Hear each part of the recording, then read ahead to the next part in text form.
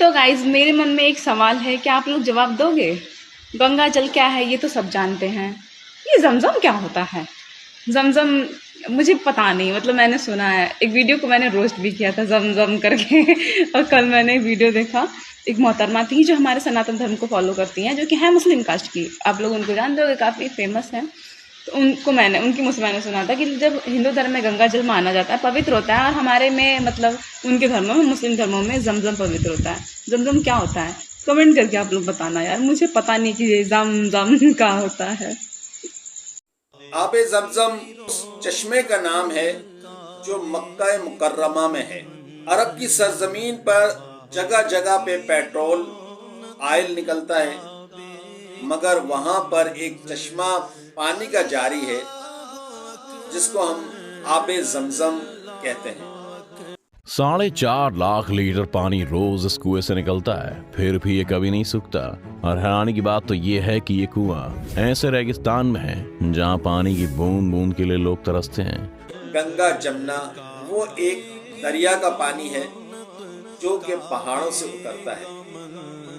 ये पहाड़ों से उतरने वाला कोई बहता हुआ पानी नहीं, बल्कि जमीन से निकलने वाला पानी है जिसको हम आबे जमजम कहते हैं।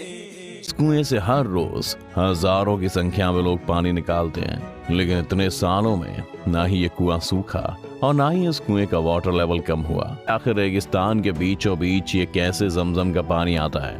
दोस्तों, इसके ऊपर कई तरह की तहकीकात की गई, फिर ये नतीजा निकाला गया कि जमजम का पानी मक्का के पहाड़ों पर बनी दरारों से आता है। और इस्लामिक मान्यता की माने तो पहाड़ों पर बनी ये दरारें तब बनी थी जब इस्माइल ने अपना पैर जमीन पर रगड़ा था।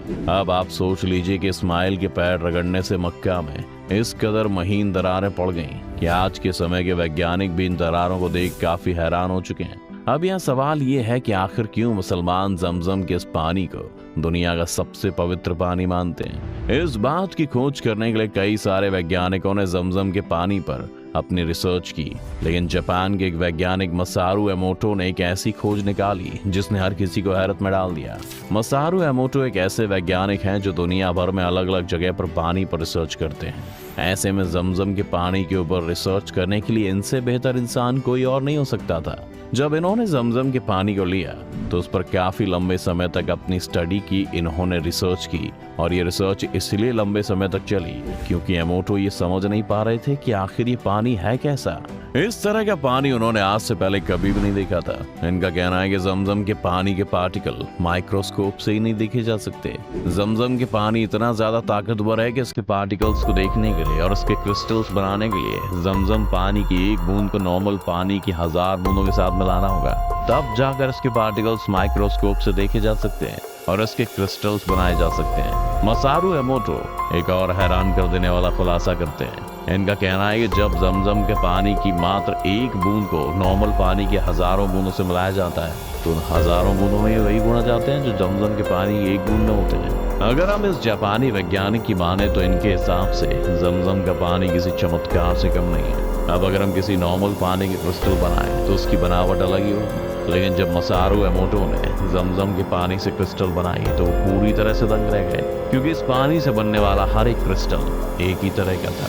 सिर्फ इतना ही नहीं, जमजम के पानी से बनने वाला क्रिस्टल नॉर्मल पानी से बनने वाले क्रिस्टल के मुकाबले बहुत ही ज्यादा खूबसूरत भी बनता है। दोस्तों, जमजम का पानी इस दुनिया का एकमात्र ऐसा पानी है जो भी खराब नहीं होता और ना ही इसमें किसी प्रकार के बीमार करने वाले कीड़े मकोड़े पनपते हैं। आमतौर पर दुनिया भर में जितने भी कुएं हैं उनमें काई जमने लगती है, लेकिन जमजम का कुआं एकमात्र ऐसा कुआं है जिसमें आज तक कोई काई नहीं जमी है। यहाँ तक कि ऐसा भी कहा जाता है कि जमजम का पानी ऊँटों के लिए खाना और बीमारों के लिए दवा।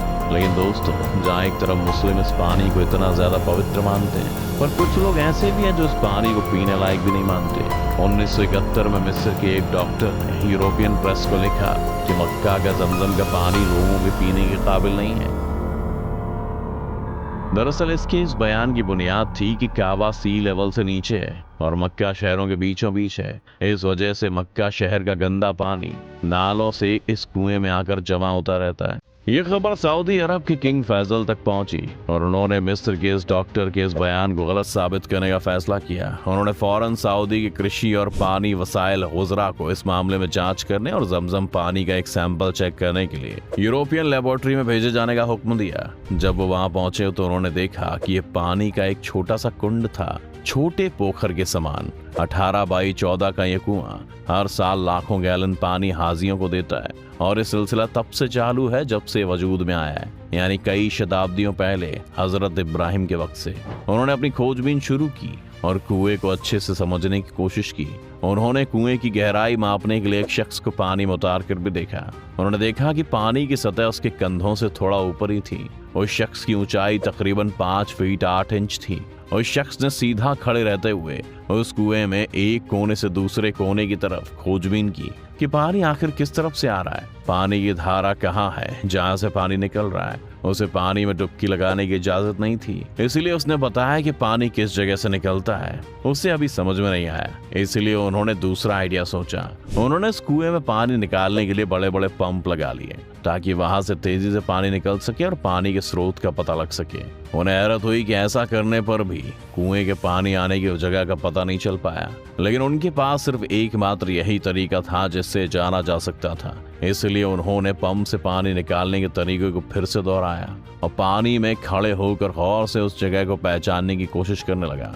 इस बार कुछ वक्त बाद ही उसने हाथ उठाया और खुशी से झूम उठा और बोल पड़ा, मुझे कुएं में पानी आने की जगह का पता चल गया। उनके पैरों के नीचे की ये जगह है जहाँ से पानी आ रहा है। पंप से पानी निकलने के दौरान ही उसने कुएं के चारों तरफ चक्कर लगाए और उसने देखा कि ऐसा ही कुएं में दूसरी जगह भी हो रहा है, यानी कुएं के हर हिस्से से पानी आ रहा है और इसी वजह से जमजम के कुएं के पानी की सतह लगातार एक सी रहती है। इस तरह उसने अपना काम पूरा किया और यूरोपियन लेबोरेटरी में जांच के लिए भेजने के लिए पानी का सैंपल ले आया। अब इसका रिजल्ट भी देख लीजिए।